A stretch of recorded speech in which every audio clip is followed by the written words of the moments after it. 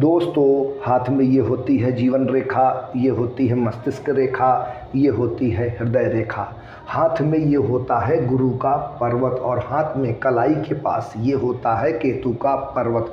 गुरु के पर्वत में एक वलय बने, मतलब गुरु के पर्वत को घेरते हुए एक गोल रेखा बने, इसे गुरु वलय भी कहा जाता है और गुरु मुद्रिका भी कहा जाता है। गुरु वलय को हस्तरेखा शास्त्र में बहुत शुभ और राजयोगकारी और धनदायक माना जाता है। यह गुरु वलय उसी जातक के हाथ में बनता है जो जातक बहुत विद्वान, ज्ञानवान और अति धार्मिक होता है। उसी जातक के हाथ में गुरु वलय बनता है। गुरु वलय आध्यात्म, धर्म, शिक्षा, ज्ञान और धन का प्रतीक होता है।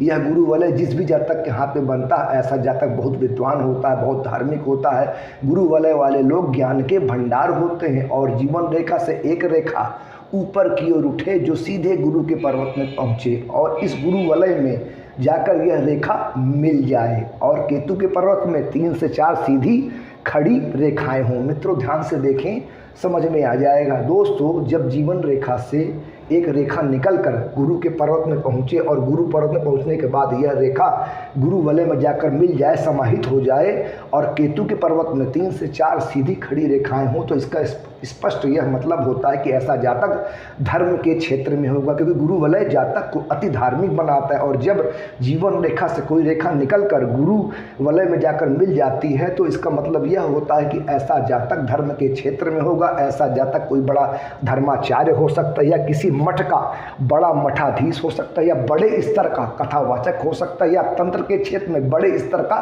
तांत्रिक साधक हो सकता है। ऐसे लोग बड़े स्तर के साधक होते हैं क्योंकि यहाँ हाथ में केतु के पर्वत पर 3 से 4 सीधी खड़ी रेखाएं बन रही हैं और केतु को तंत्र का, आध्यात्म का, धर्म का कारक ग्रह कहा जाता है। केतु को और गुरु को जब केतु के पर्वत पर सीधी खड़ी रेखाएं होती हैं और गुरु के पर्वत पर गुरु वलय बनता है और जीवन रेखा गुरु वलय में जाकर मिल जाती है, तो ऐसे लोग धर्म के क्षेत्र में होते हैं, बड़े स्तर के जो है साधक होते हैं। ऐसे लोग बहुत प्रसिद्ध होते हैं, देश विदेश तक लोग इनको जानते हैं।